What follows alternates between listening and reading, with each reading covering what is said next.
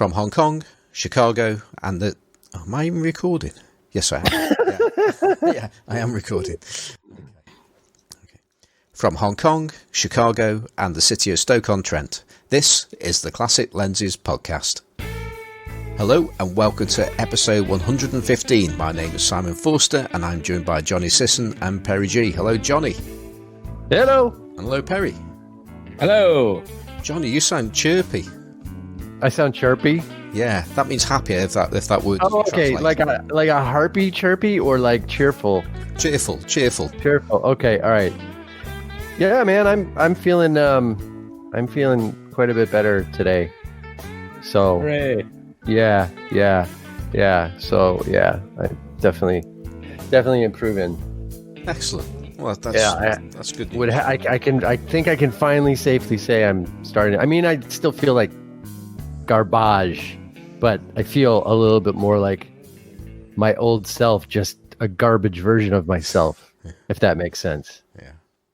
Yeah. Well, that's good news. It's good to have you. Something similar to what you used to be like. Anyway, that's good news. And right, which is also garbage, but That's okay. Yeah. So, Perry, how are you doing? I'm doing well. We're slowly edging towards sort of normal-ish life. It's hot as balls in Hong Kong. It hit like 32 degrees the other day, which is around 90 Fahrenheit. Yeah, it sucks. Humidity is high. It's pouring with rain right now. The protests are back, and I've been buying lenses again. So, certain degree of recovery as well on our end. And you've bought yourself a new to you lens as well, haven't you? Do you want to tell us all about it? Oh yeah. So I have been looking for a long time. I have this huge boner for English lenses. And specifically, mine is just for Englishmen. Specifically Taylor Hobson Cooke lenses, and as you will know from our episode with Bill Pavetta, I've been lusting after a Cooke Speed Panchro for a very, very long time. And the problem with those is A, they're super old and hard to find, and B, they will usually cost you a kidney. So I finally managed to find one locally for a ridiculously good price. It was actually the exact same copy of one that I was watching a year ago. And the guy who bought it from under my nose a year ago, I guess he was done playing with it after a year and sold it at a discount. And I was just in the right place at the right time. So I have in my hand, attached to my Sony A7R II, a Cooke Speed Panchro 35mm f2 cinema lens, originally for REPL, I believe, and rehoused in an LTM mount. The rangefinder coupling is not accurate, but I am using this pretty much exclusively on my Sony, and it is sweet. It's so sweet. So is that designed to cover full frame, or is it a smaller format? So it depends on how it's housed, but this one, the 50 and I think the 40 will cover full frame no problem. This is the oldest first series version, and it doesn't quite cover full frame. It covers APS-C no problem. So I have my Sony in APS-C mode. Right. But I have seen some photos of you, because you've also been posting. Well, you tried it out on your Fuji as well, didn't you? Briefly. And do you want to explain why it was brief and you're using crop mode on your Sony instead? I don't know. It's better on the Sony. I can't explain it. It's just better on the Sony. I just thought I'm about to say that. That's all. No, it is, because it's not a lens there that, like, you can't use this thing for normal shooting, right? It's garbage for that. Yeah, like, it makes me pay really close attention to things like focus distance, lighting, the angle that I'm holding it at, and the Fuji is set up to be shot like an analog, like an old film camera. And I just found it didn't work. And then Fuji's color profiles. The thing with this Cooke is it's got that magical low contrast old cinematic look that I've been lusting after on digital for so long, and I haven't been able to find something that renders like this. On Fuji, the way that the Fuji renders colors, it almost like it's almost like Fuji tries to superimpose its color profiles a little bit too aggressively, and so it cancels out some of the look I'm trying to extract from this lens. Whereas with the Sony, I stick it on neutral, which basically does nothing, and is beautiful. It's absolutely stunning. So yeah, the Sony is way better for this thing in terms of just A, the result, B, the way that it's I never thought I would say this, but I find the handling of this lens better on the Sony. The menu is a little bit more intuitive because I'm not doing like normal photography. But the other thing is I've got it mounted onto my Yinon helicoid adapter. And that thing is just beautiful to shoot, to focus with. So from just a use perspective, it's way better on the Sony. And the images are better. So what is it about this lens that specifically that's been making you go towards it? Well, I mean, so I have to first admit that half of it is just pure gas, right? But you know, cinematographers lust after this lens and this series for a reason, and it has this wonderful low contrast look. It flares in a kind of crazy way, and depending on the light and depending on just how you position the camera, it just does cool things, and it's not over the top. You know, I was out on Mother's Day at a brunch with my girlfriend's family, and I was just taking pictures of people at brunch, and there was this kind of mixed lighting because it was really warm indoors with the tungsten light, and then it was broad daylight because it was, you know, brunch, so there was sunlight pouring through the window. So you get this cool blue hue from the window and this really warm tungsten light inside, which I think is just like perfect for that cinematic look. And yeah, I took a bunch of portraits and just pictures of people there, and I sent it to everyone afterwards, and they were like, "Yo, we look like 1950s movie stars." So it really does have, you know, the Cooke look is a thing, and it's really noticeable. It's beautiful. Yeah. See, and I did make a comment which you thought was a facetious comment, and which it partially was, but not entirely, because the look that you've got, that sort of, you know, almost permanently veiled flare, and then I don't know what the other kind of flare is, where you get all the weird colours or effects and shapes, and to me that looked very similar to what I used to get out of my Myyy 24H, which of course is a 35mm camera for Nikon, in 24H. It's obvious, really. And so that's a Russian 35f2, and that does exactly the same kind of thing. It's you point it towards a light source, and it starts to lose contrast.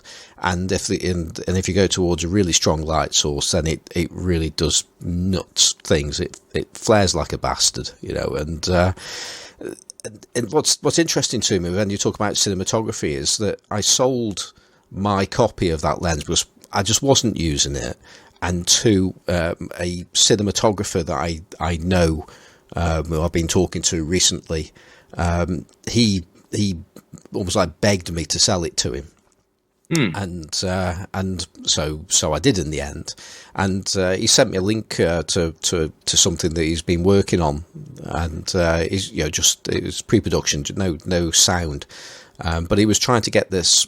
I think it's for like a flashback scene for when somebody was a child back in the 70s or maybe the 80s, something like that, and he needed something to give to lose some sharpness and clarity and contrast in the image to show the audience that this was a flashback scene, and he used the 24H in exactly that way, and so it was lower contrast, and it had great flare effects and so on, and the look was just so similar to that Cooke and what you're trying to achieve with it. Yeah, so when you posted that comment, my first reaction was to yell, "F*** you, Simon Forster." But having said that, I've never tried this lens, the Myyy 24, so I did go looking it up, and I ended up sort of in that Flickr spiral of browsing images by that lens. And I will say it's hard to tell, you know, because you don't know how much people have post-processed their shots. But there were definitely some images from that lens that had the look. A lot of the others look, sharper and more contrasty and more modern, but that could be the post-processing. The one thing that's quite different is the Cooke lens. Apart from the crazy stuff it does, it's very, very warm in its color tones. Yeah, that's what I was going to say. It does look really warm. Yeah, and so the mirror shots, they've got the kind of washed out, muted look, which I agree is in the same spirit. It's beautiful, but the color palette is quite different. But I mean, if you're shooting digital, you could probably make it look however you want it in post processing. So maybe I'll go look for a Myyy 35 f2 24H or whatever it's called. I think it's too budget for you, so I don't think you'd really appreciate that lens.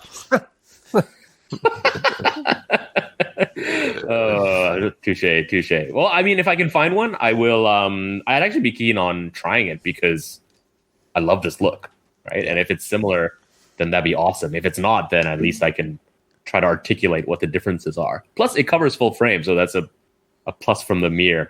Yeah, it's got a really good close focus on it as well. So it's a very versatile lens, but it's also, and I've mentioned it before, it lacks sharpness compared to other 35mm lenses. But at the end of the day, that doesn't matter if you're actually trying to get a certain kind of look. One thing I want to just ask you about when you're talking about colour palettes, I sort of get where you're coming from with that, but that's never, and you've spoke about this on quite a few occasions about how a certain lens renders colour and stuff. I tend to be a bit quiet on those conversations between yourself and Johnny because I never really get that. For me, I just it's more about, well, what does the lens do at the time I'm taking it, and sometimes a lens can deliver very different results just purely on the light. And that's the bit that really confuses me sometimes, because I think to myself, well, is this giving me these kind of colours because the light is doing this, or is this actually more to do with the lens? And I've never really been comfortable of knowing what the difference was.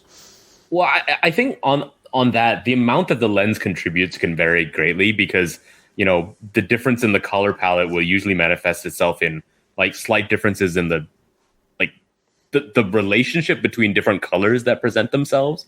But I think lighting is the most important by far. You're right. But at the same time, I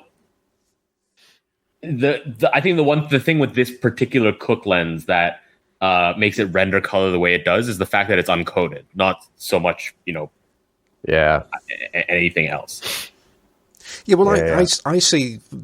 I mean, I absolutely see a difference between a coated and an uncoated lens. And I usually see that difference more in contrast than I do in colours. But that could be because I'm just looking at the images in a particular way.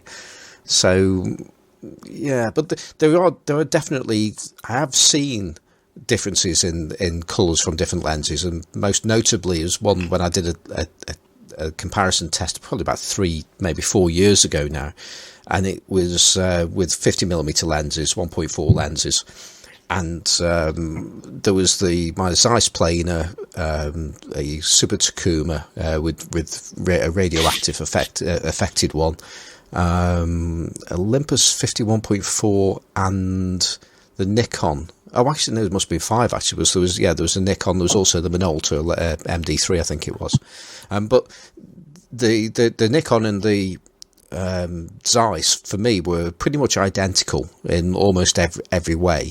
In some respects, I think the Nikon was, dare I say it, a better lens. But there was a noticeable difference with the way that those two lenses would handle greens and blues.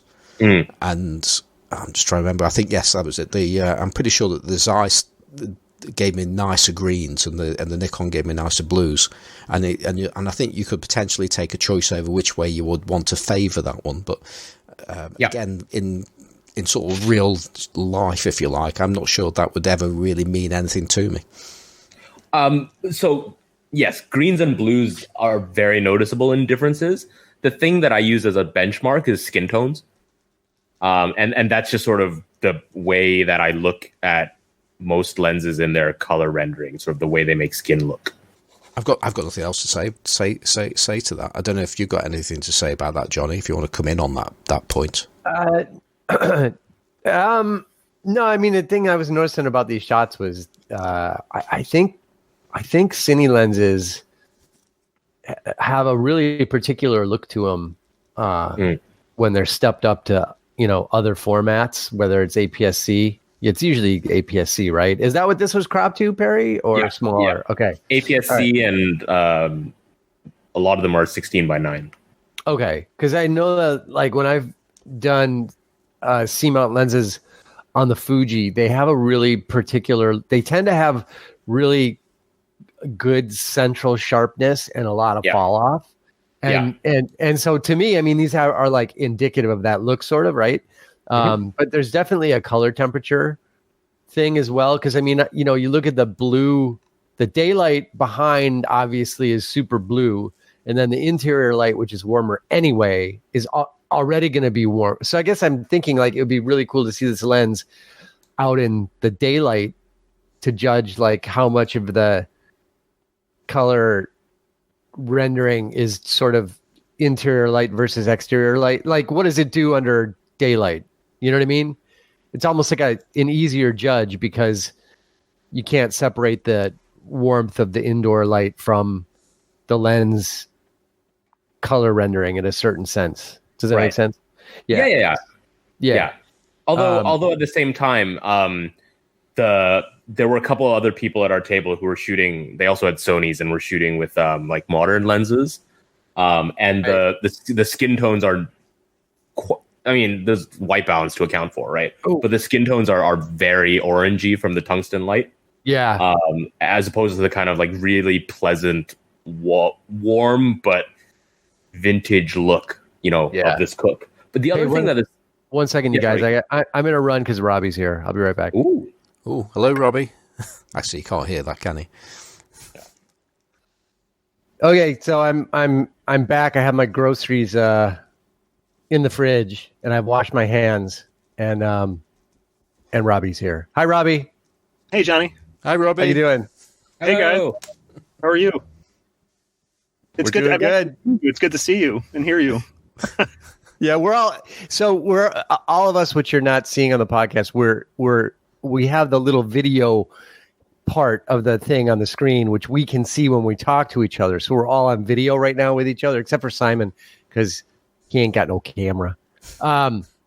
Anyway, so we're looking at Robbie's head, and there's Perry's head, and there's my head, and then there's this profile, the still profile of Simon that's very godlike with side lighting. It's very authoritative. It's very professional. It's very professional. That was a selfie as well. That was with a classic lens as well. That was tough to do. That was. It looks like medium format. It's really beautiful. It's a postage stamp photo, though, isn't it? So when Johnny came down to the door, I actually have a photo now of Johnny on a Johnny lens, which is the Ultron 51.8 that I actually got from Johnny on my Fuji. Excellent. Excellent. Which is my new favorite lens that is glued to my Fuji and is making all my other lenses jealous because I won't take it off. Outstanding. Fantastic. Outstanding. Lens. Well, you got to take it off because, well, you know why? Because I just loaned. No, I can't say this. I can't say this over the air because somebody might find out. Right, Robbie? Secret stuff. Secret stuff. We got secret stuff going on. But I will say also, Johnny and I were in the same spot in Chicago this weekend. He gave me a tip for a place to go hiking, and I brought out my contacts with the planar, and which actually I haven't used in a while because I've been using my Pen FV so much, which is a system Johnny turned me on to, and it's like my new favorite camera. I just love that camera. I've been doing diptychs and triptychs and time-lapsey kind of stuff, and I've been shooting Provia and Acros on it, and I'm just in love with that camera.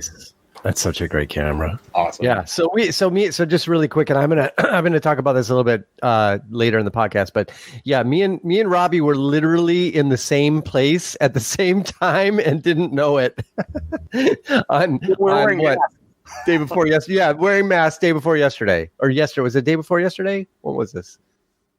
Yes, on Saturday when it wasn't raining. Also, Saturday when it wasn't. To bring one camera. I think you had like 12. Yeah, I brought 3 cameras. I'm going to talk about them a little bit. Anyway, I'm on a computer in my car and my battery's about to die, so I should probably say goodbye to you guys. But I do want to say that it's been such a joy listening to the podcast, especially since the world is kind of turned upside down. You guys are one little moment of normalcy in I think people's lives, and it's really great to hear your voices every week. Also, I don't really think people care what you talk. If you're ever worried about content, I think people just enjoy listening to you guys banter. Just as well. Yeah, because that's pretty much what we do. All right, man. Hey, Robbie. Thanks, Robbie. Thanks for everything. See you again soon. Anytime. Take care. You too. All right, man. Bye-bye. All right. Great to see you, Robbie. And he's gone just like that. And he's gone just like that. Cool. That was cool. Oh, that was funny. It was. Put a voice to the face. That's awesome. Yeah. Yeah, exactly. Yeah, so I don't know where we were picking up, but where we left off. But yeah, I can tell a little more about that story. Well, I think you might as well go into what you've been up to. I guess. Yeah, I think we're done with Cooke Speed Panchro. So over to Chicago. So I was at Robbie was saying we were both at a place called Moraine Hills State Park, which is about 50 odd miles kind of northwest of Chicago. And as the name would suggest, it has hills, which the significance of this cannot be underestimated if you've not been to the Midwest, because we just don't have hills here. But this place actually has hills, so it's kind of notable. Which were and the reason there are hills is because the glaciers, went through here like 10,000 years ago or whatever, and deposited lots of stuff and, left big chunks of glacier that melted, and then those things formed hills. So anyway, I told Robbie about this place because he was looking for, a place to kind of get out to with the kids and all that. And so I suggested he go here because I'm like, dude, it's awesome. It's actually way better than the place I was at, last week with the bison that I didn't see. It's a better walk. So anyway, he's like, all right, I'll check it out. And so lo and behold, we were both there at the same time on the same day and didn't know it. But yeah, it was a really nice day. And Robbie logically brought, one camera, and did that. And I, of course, logically brought 3 cameras and did that. But it was great. It was great light, and I can't wait to see his photos, and have my photos from the same day at the same time.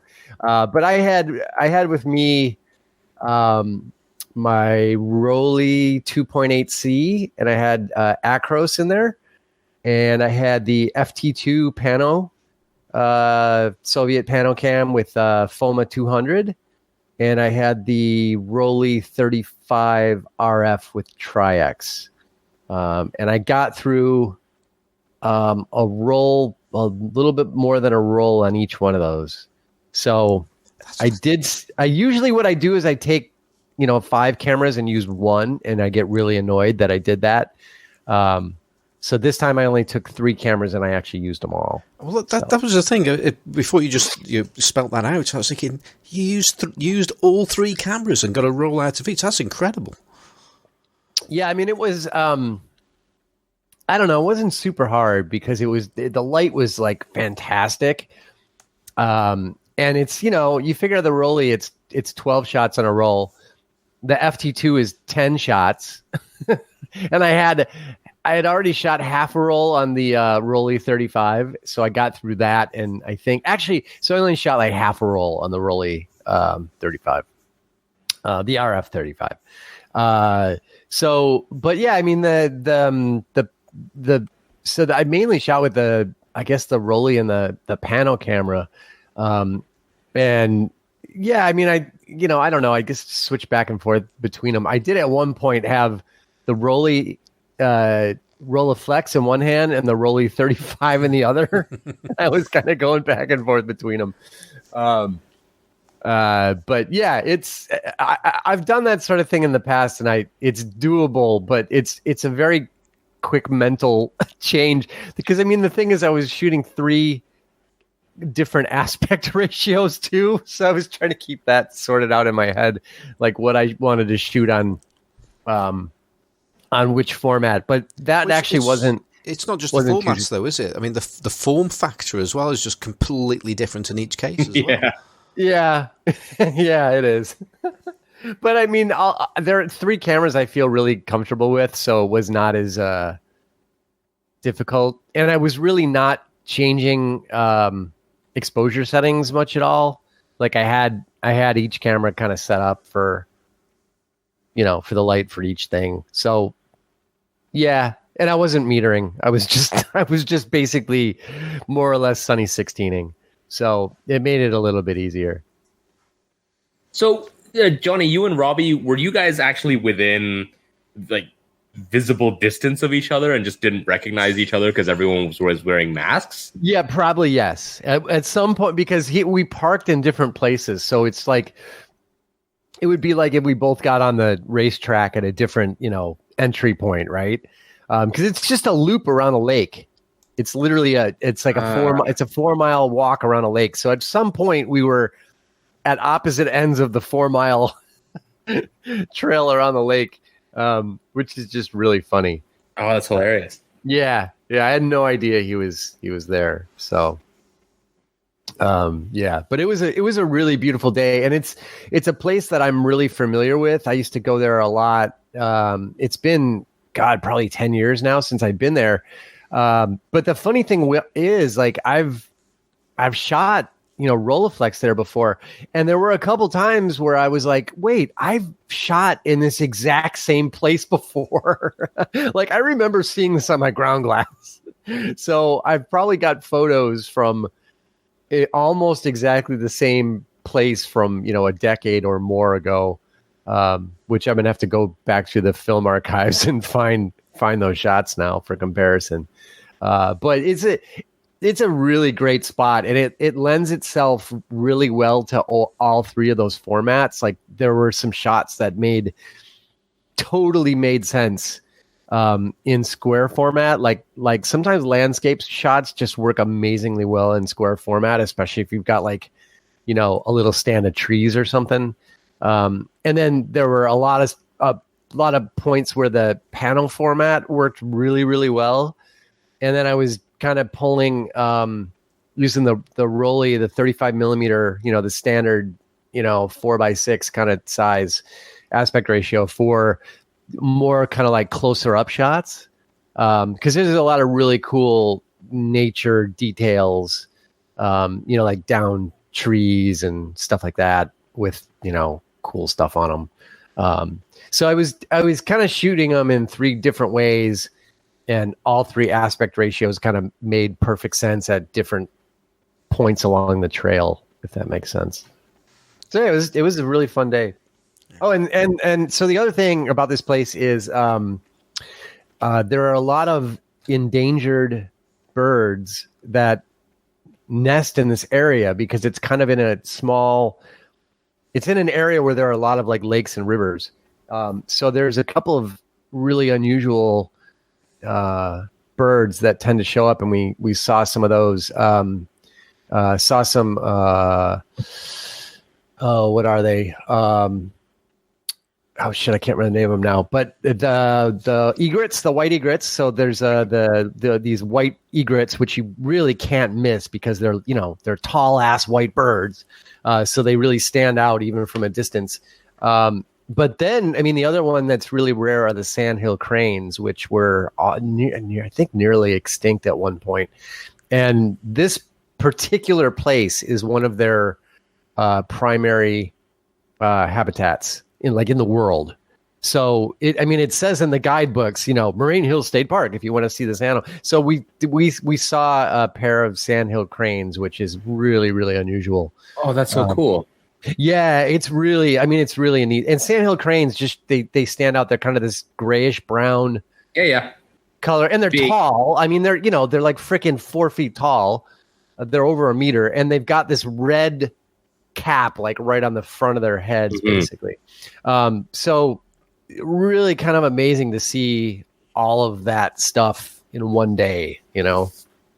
You got to start carrying a 400 millimeter lens around with you. Oh, dude, there was some woman on the trail in front of me who had a Nikon with like, it was a big ass lens. I wasn't sure. I couldn't tell which lens it was, but it was probably a 400 prime, or one of those. What's the other zoom they have? That's 200 to 500. Yeah, it could have been that one. So yeah, and I had 3 cameras with me in a bag, and I was pitying that woman. So because it looked way more uncomfortable than my 15 pounds of gear in my packed nicely in my bag. So anyway, yeah. So anyway, I was also the kind of the big thing for me is I was able to do that 4-mile walk kind of up and down some not huge hills, but hilly, with a pack on my back. And I felt pretty dead the next day, but I did it. So I was feeling good about that. No, it's good news. Yeah. Yeah. So that was probably my best photo outing. Well, certainly since I did that trip to California back in December, was it? December, I think. That was a while ago. Yeah. So that was like the last time I really felt like I was doing like serious photo stuff. You know what I mean? It felt really good to do that. Because part of the thing is it's been driving me crazy that I've had this amazing like forced vacation from work and have been sitting inside on my ass not doing anything because I felt like shit. So yeah, it was a really, really good feeling to actually take photos again. How's the weather in Chicago? Well, so we're having a little mini polar vortex right now. Yeah, so like it was like 50 something degrees and nice and bright and sunny on that Friday, or was it Saturday? Anyway, the day me and Robbie were at the park, it was like a perfect day for walking around, like because like you couldn't get overheated kind of thing, right? Mm-hmm. It was just like a perfect sunny day, and then the next day was like raining and 40 degrees. And today it's like raining and 50 degrees. So yeah, there's like this polar vortex thing dipping in right now. And I think they said we had a frost warning overnight last night. I didn't see any frost this morning, but so it's cold and rainy. Yeah. All right. So speaking of cold and rainy, we'll go over to Stoke-On-Trent maybe. Can he do it on a wet Wednesday in Stoke? Yeah, I think it was on a wet Tuesday night, I think is the specific phrase, I think it is. But it's been lovely here. I mean, this lockdown that we've had absolutely great weather. And now that the restrictions have sort of been eased, it's all a little bit vague whether, what level of easement we're just about to encounter. Just be alert. Be alert. Yes, that's it. Which is, anyway. If you see the virus, run. Yeah, Simon, I could send you an assault rifle from the U.S. because then if you see the virus, you could just shoot the hell out of it. That's a good idea. That's an excellent idea. I appreciate that. Thank you. Yeah. Phil. So the weather's been great, and I've not done anything as we know, except on Saturday. Judith, my wife, decided that we need to go out as a family for a walk, and I really didn't fancy the idea of just walking up and down the main road and back, and realised that there is actually some woods not that far away from us, and certainly within walking distance, and they've got they're known locally as Bluebell Wood, and I'm sure there are Bluebell Woods all over Britain, but this is our Bluebell Wood, and so I thought, well, let's go to that, and I did this miraculous thing. I decided I was going to take a camera with me as well. So for the first time, I was going to go out, and I was thinking, well, if I get one photograph, then that's something, isn't it? And so I decided, well, one camera, and I'm going to go digital because I don't know what I'm about to walk into. And so picked up the Sony, and then I was thinking, well, which lens or lenses to take? And I was there thinking, well, I'll take something that I haven't been using. And I nearly took a Vivitar 120mm 2.8, which is sitting in front of me at the moment, all ready and set up with the 3 adapters that I've got on it to actually make the thing work on my Sony. And I decided, well, might be better off with a macro lens. And I thought, there you go, there's a good reason now to finally take out a lens I've owned for over a year, which is the Vivitar 90mm f 2.5 macro, known in some circles as the Bokina, for very good reasons. And it's got a reputation for, what's that word we're calling excessive bokeh? What was that word, Johnny? Just so I say it right. That would be bokakkeh. Bokakkeh.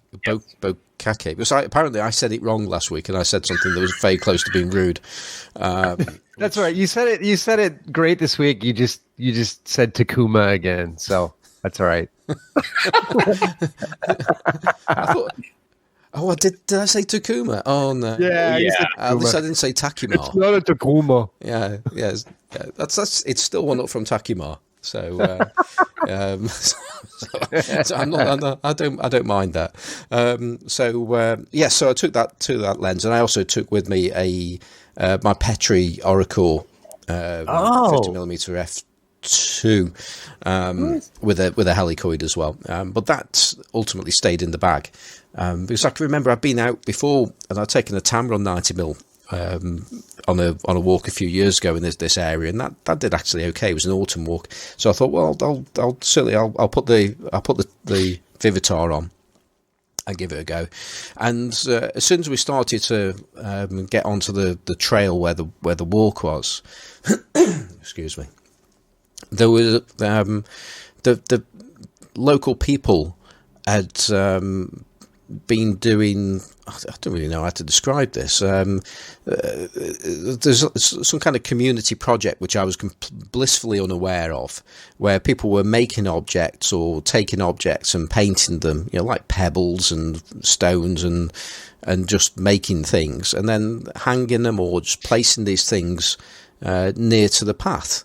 And they had messages on there, such as, there was a message of praise to somebody called Tom, who works for the NHS, that's the National Health Service in the UK, and just saying that, they said that he was a hero, and the other ones were saying thank you NHS, and there were other messages that were just like really positive, nice things. And some of these objects were beautifully painted. You could see there's like lots of love and attention had gone into them, and they were just placed sort of randomly all over the place. And the light was great because it was a situation where the light was very bright, but we were in a forest or a woodland, as more to the point. Nice. So you had that sort of dappled light. It wasn't really exactly what I would call dappled light, but the light was certainly coming through, but it was diffused, and so you had highlights, but you also had shadows, and at the same time, but they were within the kind of dynamic range that you knew you could work with. So I had the perfect lens for it, because all these objects were really, really small. And I was thinking, well, let's get some bokakkeh shots with the Bokina, and Bokakkehkina. Yeah, exactly, and that's what I did, and I probably got about 12 half decent shots on this walk, but more, that's one thing. But the main point was I was just so happy to be actually out there and enjoying the photography. I mean, the photographs just didn't matter. The fact that they actually came back, and I quite like some of them, was a bonus. But it was just actually getting out there and taking photographs. It was just wonderful. Oh, that's It's great. so cool to find those random little colorful messages around the forest as well. Like, it's really uplifting scrolling through these pictures and seeing, you know, in a time of social isolation, the way that people are doing little gestures to lift each other up. It's wonderful. Yeah, it is. It's just great. I mean, that's one of the things that, you know, this situation we're in, this lockdown that many of us are living with at the moment. I think certainly in the most case, you know, it's brought communities closer together. Some of that is online with people like regional community groups. There's a Facebook group for where I live, and people talk about stuff, and good things come out of that, as well as some bad things as well. Because there you go, that's Facebook for you. Right. But the other thing is, and I know that people have different opinions on this, but every Tuesday evening in the UK, and this is something that I think started in Italy, and I assume they probably do all over the place. But there's it's 8 o'clock on a Tuesday evening in the UK. People go out to their houses, to the front of the house, and they clap for a minute. And it's a means of saying thank you to key workers, the NHS, and so on. And it was. I remember when I first heard about this, I was thinking to myself, I'm not sure about this. It sounds a bit contrived, and I was going to feel a bit odd doing something like this. But my wife dragged me out, and most of where I live was out as well. And it was this thing like, look at all these people. I don't know these neighbours, you know, and now I can actually see them. I know where they live. You know, and I've lived here a long time, yet there are neighbours I do not know who they were up until Tuesday night a few weeks ago. Wow. So that sense of community is just been really, really, you know, it's a really positive thing. So I have no idea why I went that way, but certainly I just want to say it's, you know, some people have poo-pooed this clapping thing. There's been, I don't know, a social justice warrior kind of thing, and what's the word where you virtue signalling. That's the phrase. And I'm sure there's an element of virtue signalling going on with this kind of thing. But certainly, what I've been experiencing, it's been wholly positive. Yeah, we do that in Chicago here too. Except we do it on New Year's Eve, and everybody goes out and they shoot their guns. and all the cops, they park their cars under overpasses so that all the falling bullets don't land on them. No, seriously. They've done the same thing over here as well. I mean, I haven't heard any of it, but there was one day where people were driving around the neighborhood, like they had this map of the neighborhood, and there was like this, you know, car train of cars driving around honking their horns with signs. So it's a similar kind of thing, and I know that. They're doing that kind of yell out the windows at 8 o'clock thing as well. I just haven't heard any of it, but it's really cool. It's a neat thing that people are doing. Actually, that just reminded me. There was somebody I've mentioned on this show in the past, Dave Walker, who's on Instagram as Dave the Walker, and he's doing wild and wacky things with making electronic shutters out of LCD panels and stuff. Oh yeah. But he posted something, I think it was probably about 2 weeks ago now, and it was a photograph of him with his family, it was a sort of, I wouldn't call it candid, but a quite casual family portrait at the front of their house, and it turns out that it was a photographer that lived, I don't know if it was in the same street or certainly very, very close and local. And I don't know if we've talked about these portrait, what do they call, doorstop portraits or something like that. It may have been a different show, but I've heard them talking about it. But people have been going around taking photographs of people at the front of their houses, you know, so socially distanced photography. if you like. And he posted this photograph of his family. It's a really, really nice photograph. And it turns out this photographer had been just doing the same for everybody, and then he just gave these photographs to the people that he took. And it's just a nice example of something that you can do, and some of the positive things that have been coming out of this lockdown. Yeah. So my mood is gone up immeasurably by just going out and actually taking photographs. I'm thinking, why didn't I do this before? Well, part of it was that level of guilt of thinking, well, is this necessary? Well, at the end of the day, it was exercise. It was within a prescribed distance from my house, and I could do it with a certain period of time. And I just hadn't, so I could have done this all along, and at the end of the day, I was walking, didn't stop very much to actually take the photographs. Bending down is exercise and all of that kind of stuff, so it's just an odd thing that I hadn't actually done, and I could have done, but now I've done it. I feel so much better for it, and I really need to try and make more of an effort to get out and do the things that it's possible to do. Plus, these relaxations of the rules in the UK suggest that you can actually drive to places now. It didn't actually say how far you can drive, so I'm interpreting that as driving somewhere within reason rather than driving like 30 miles away to go to a beauty spot. So there are plenty of places within a few miles of where I live which I could exercise, bend over, take photographs, and keep away from other people very, very easily. So that's the idea. Was it a conscious decision on your part in an era of social distancing to pick a lens that would let you get as close as humanly possible?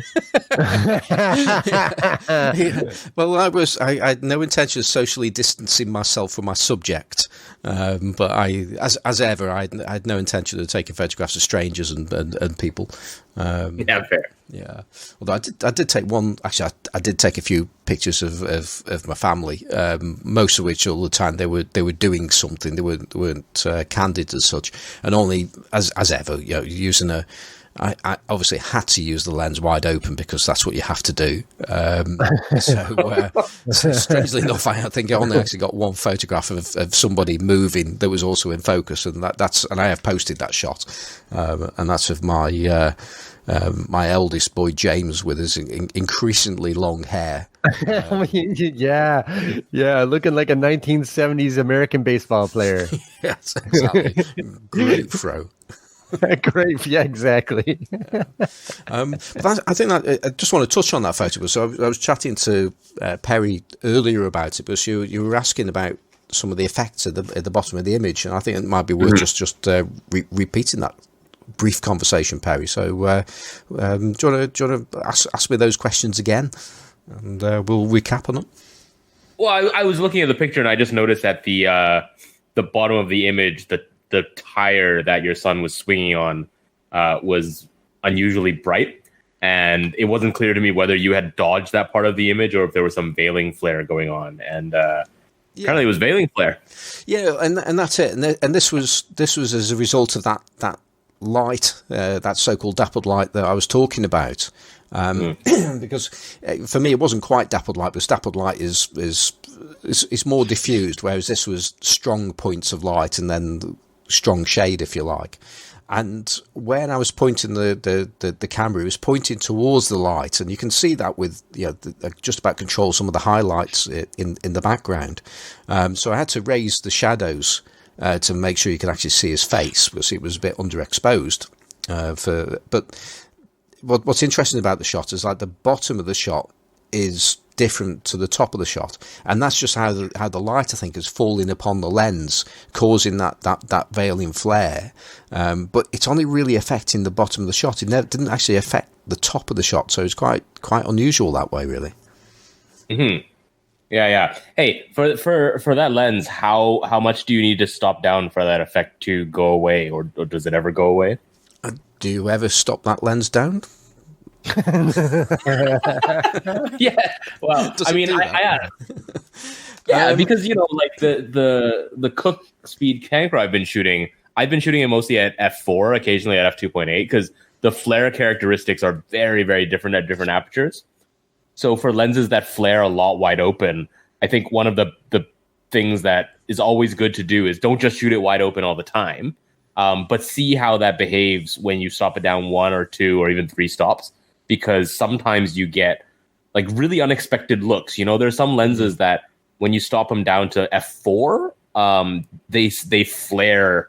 They start flaring in a different kind of way. So when flare is a characteristic that you're not entirely trying to get rid of, I think there's a lot of scope for having fun if you can sort of understand how the aperture interacts with that effect. Yeah, well, I was borderline sensible a couple of times and stopped the lens down a little bit just to give myself a little bit more depth of field on some of these macro shots, although it really didn't make that much of a difference, to be honest, because I was probably too close. And the other thing I just think about something else I did with that shot is there was a fair bit of chromatic aberration going on there, but some of I think we can forgive that. Because of there's some extremes of light and dark in there, and it was very easy to get rid of it as well. But I'm pretty sure it wouldn't have taken much by stopping it down a little to have got rid of that. I mean, the lens is a great lens. I mean, it's got a fantastic reputation, and I've only used it on a few occasions, and this trip that I'm talking about, I used it more than I have done in any other time. Probably all the times put together, but every time I've put that lens on and just looked through it, and it's always looked good. Yeah, there is just something about that lens that gives beautiful bokeh, and it's a wonderful lens. Nice.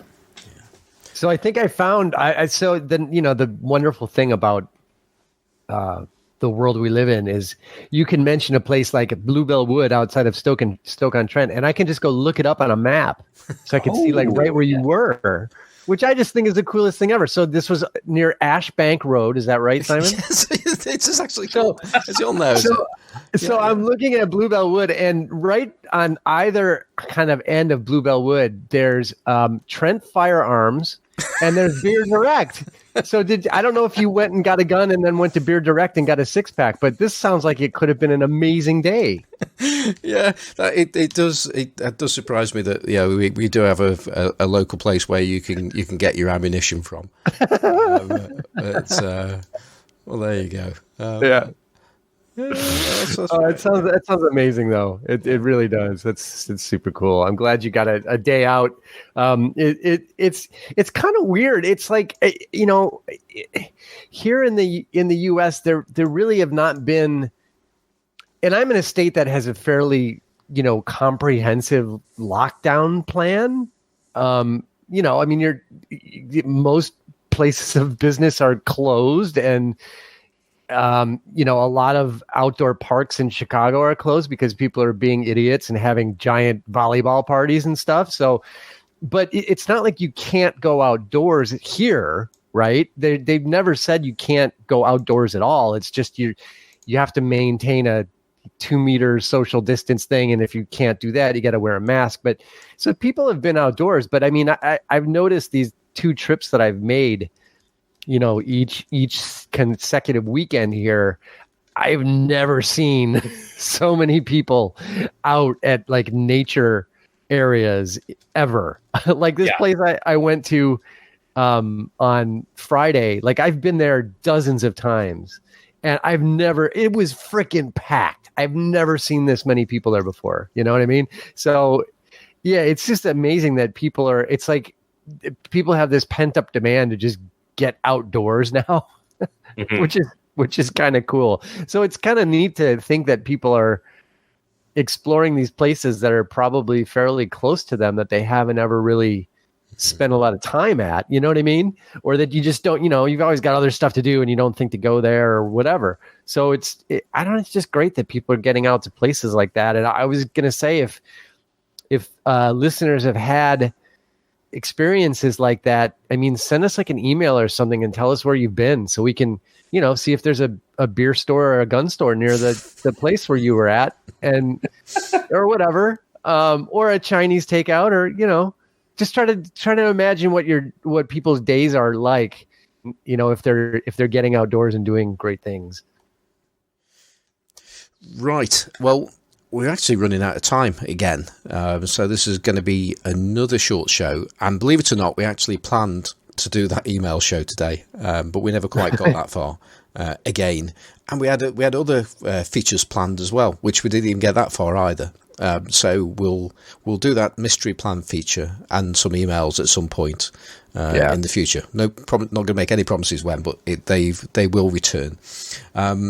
So I think this is a good time to say thank you to those people that have donated to us in the past week. So I'm just going to do a quick rundown of those people. And the first up, this is chronological order.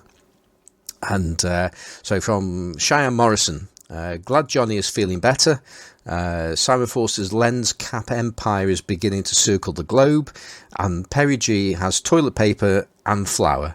In my neck of the woods, things are starting to ease up a bit, and the next 2 to 3 weeks. I've gone already now, haven't I?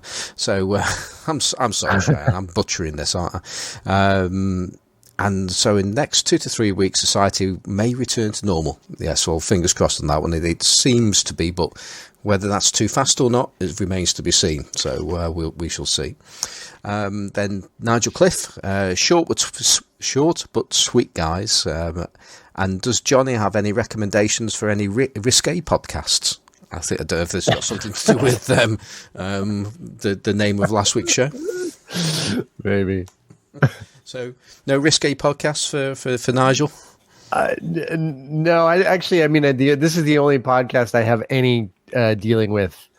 So, fair enough. Well, actually, just a mention for Nigel.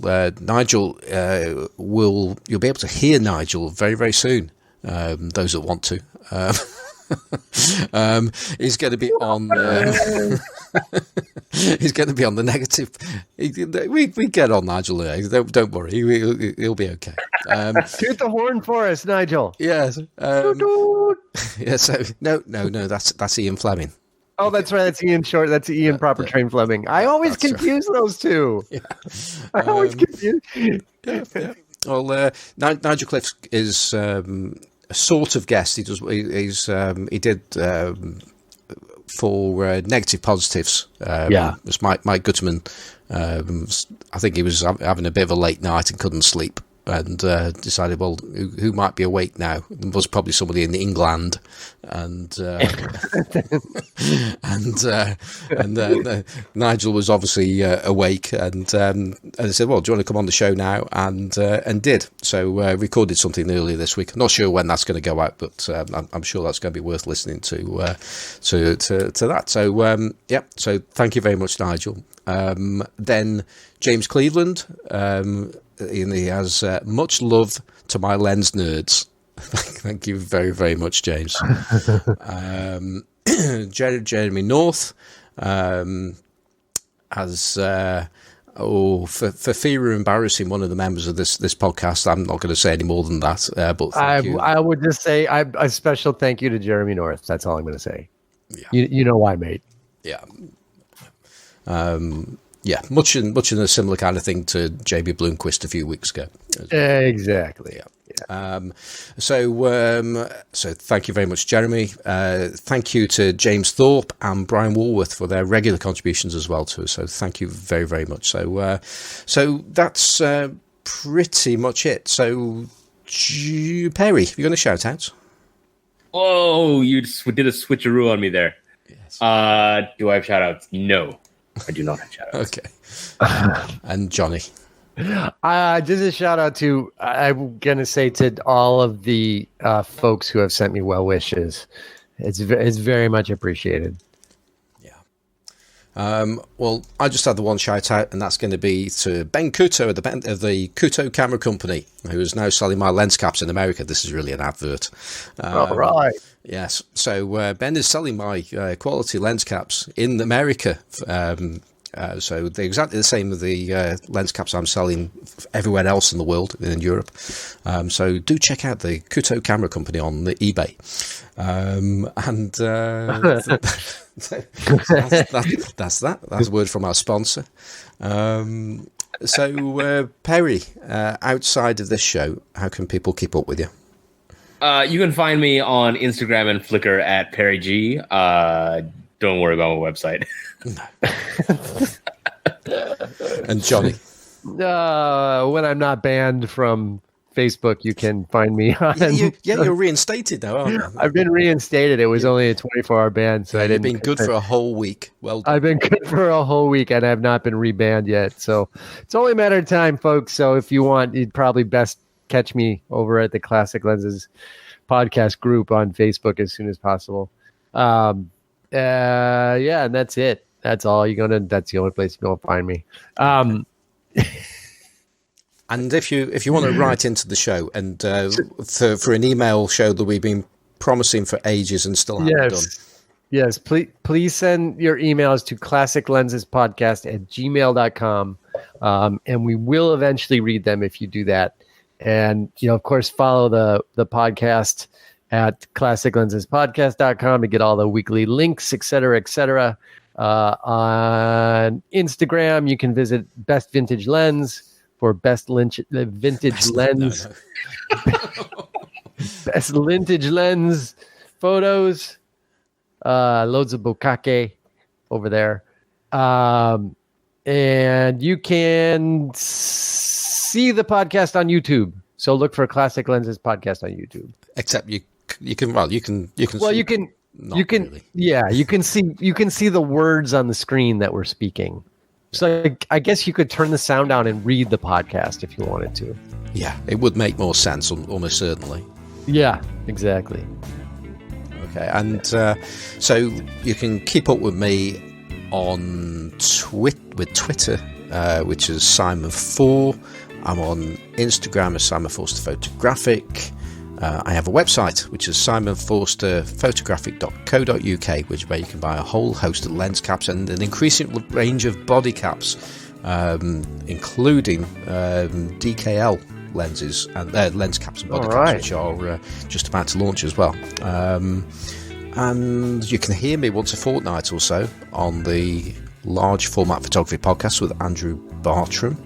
And that's just about it now, I think. So our music is by Kevin MacLeod of Incompetech.com, and it's called Octo Blues. And that's it. So I hope you've enjoyed this week's show, and if you can, be like Carl. The spelling really messes me up. But it's just the only thing that matters is the bow, and the rest of it is just like kake, because it's Bokakkeh. Okay, right. So it sounds like you're saying bukkake, but you're just putting the bow at the start. That's right, and which means it's okay. Which makes it okay. Yeah. That's why you can bokakkeh your mom.